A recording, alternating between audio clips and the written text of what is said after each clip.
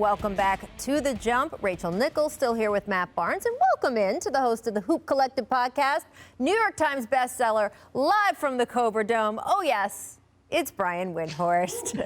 Guys, we've got some good games on ESPN tonight, so let's get you ready for those with a new edition of Jump Ball. First up, if we go inside the Sixers-Lakers face-off, who on those teams is more likely to win MVP, LeBron James or Joel Embiid? Embiid, of course, never won the award. LeBron, four-time winner. The Sixers have the best record in the East so far, and according to Caesars William Hill, James has now moved into having the second best odds to win, while Embiid is in sixth. So, Brian, who you got of those two? We're just staying within this game right now. Rachel, let's go back to a conversation LeBron had with you on national television in Orlando. Yes. Where I believe he said, "Give me my damn respect." That is accurate. As an MVP voter, I have to say that I don't regret my vote for Giannis last year because Giannis had one of the greatest all seasons of all time and the Bucks were amazing. But watching LeBron in the bubble, it reinforced the distance between him and everybody else. And with this season the way it is, where it's scattered, where there's a lot of guys going to be playing different levels of games. And because of LeBron, he's worth something more than 4 MVPs. I don't know if it should be 5. I don't know if it should be 7. I think the narrative, which as we know is so important in the MVP race, I think the narrative is on LeBron's side. And I think if he keeps playing this way, it's going to be very compelling for people like me who have not voted for him in recent years for various reasons, even if they were good, even though Joel Embiid is having a spectacular year.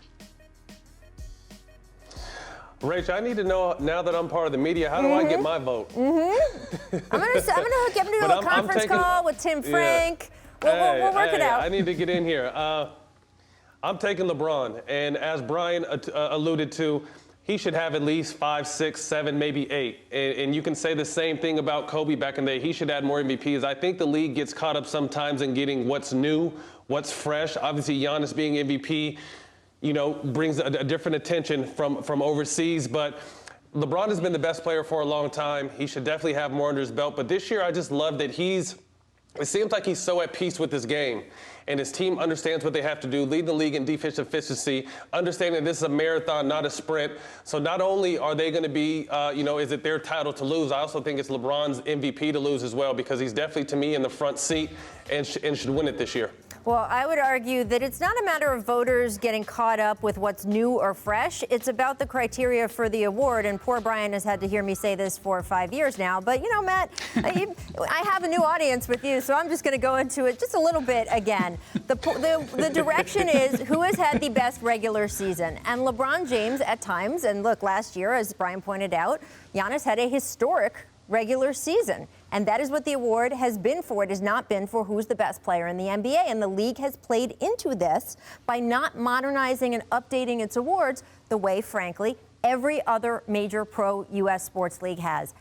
They have updated their awards, they have added scoring awards, or they have added awards that recognize the statistical best season being separate from who is the best player. And so that is why we have ended up with LeBron James not winning more MVPs. Before him, Kobe Bryant not winning more MVPs. Frankly, Michael Jordan not winning more MVPs. And I think there has been a bit of a turn among fans and even among some writers, and Brian, I think you're alluding to this a little bit, of just saying, okay, maybe we're just going to start awarding this for who we all know who the best player in the NBA is in any given year. And right now you could make an argument for LeBron. People are making an argument for Kevin Durant resurging. That is different from who has the best statistical season this year. And it will be interesting to me to see how voters vote at the end of this year. Because as you point out, Matt, that disparity between who's the best player in the NBA versus who had the best stats, it seems like in some ways it's only grown since we have more stats. It's tough for me, as a former player, and this is all due respect to Giannis because he does have great regular seasons, but if you can't go to the MVP in the playoffs when it really counts, when the world is watching, when everything is on the line, how can you consistently continue to win MVP? LeBron is someone you can go to. KD is someone you can go to. Luka is someone you can go to. So I'm not knocking Giannis because his regular seasons have been off the charts, but as a player and guys and how we talk in the locker room, if you can't go to an MVP down the stretch in a playoff game, how is he MVP?